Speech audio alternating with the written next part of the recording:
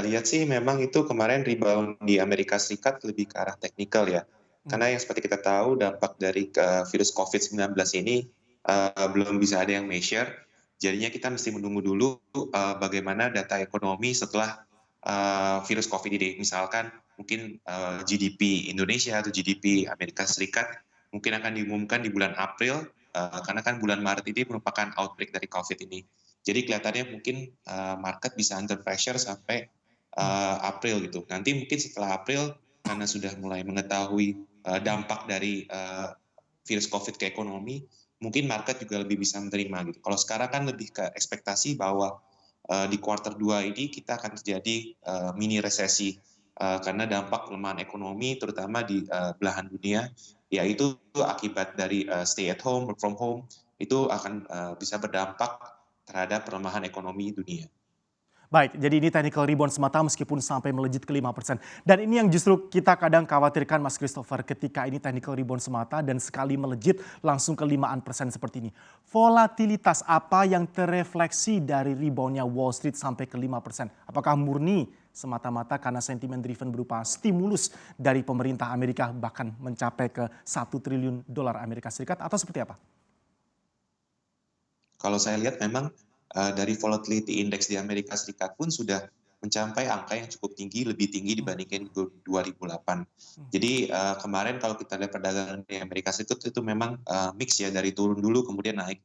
Jadi ini banyak yang investor mencairkan posisinya atau margin call yang mungkin tadi di CNBC bilang, juga banyak yang mencari proteksi gitu. Jadi di satu sisi mungkin ada beberapa investor yang bottom fishing, jadinya market terlalu volatile. Jadi untuk sementara sebenarnya memang market ini volatile karena memang ada ketidakpastian untuk pelemahan ekonomi ini di kuartal 2 dan kuartal 3 bagaimana.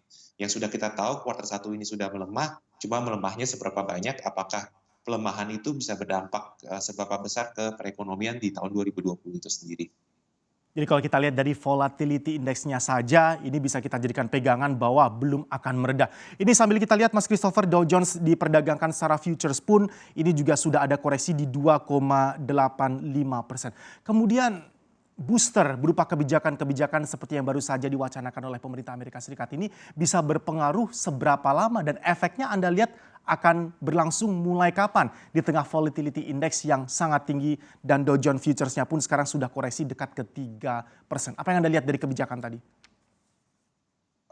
Mungkin kebijakannya ya untuk Amerika Serikat mungkin bagus ya, tapi untuk ke global ini saya melihatnya masih agak kurang karena kan bank-bank sentral di negara lain juga pun harus merespon dengan mengurangi suku bunga di mana permintaan antara pinjaman itu sangat lemah. Jadi ini mungkin impact-nya mungkin agak sementara. Yang penting kalau saya lihat sih sebenarnya bagaimana cara masing-masing pemerintahan itu berusaha untuk mencegah agar virus COVID-19 itu mungkin itu lebih menjadi rasa lega bagi para investor Hmm. bahwa memang nanti angkanya sudah mereda, nggak setinggi sekarang ini. Kalau kita lihat kan banyak memang negara-negara ini sedang terjadi outbreak yang cukup besar, terutama di Eropa. Kita lihat angkanya itu kan cukup eksponensial. Jadi sementara itu investor kelihatannya masih worry terhadap seberapa cepat ini COVID-19 bisa diatasi. Untuk stimulus, memang stimulus moneter bisa bagus, tapi ini dampaknya mungkin lebih ke jangka panjang.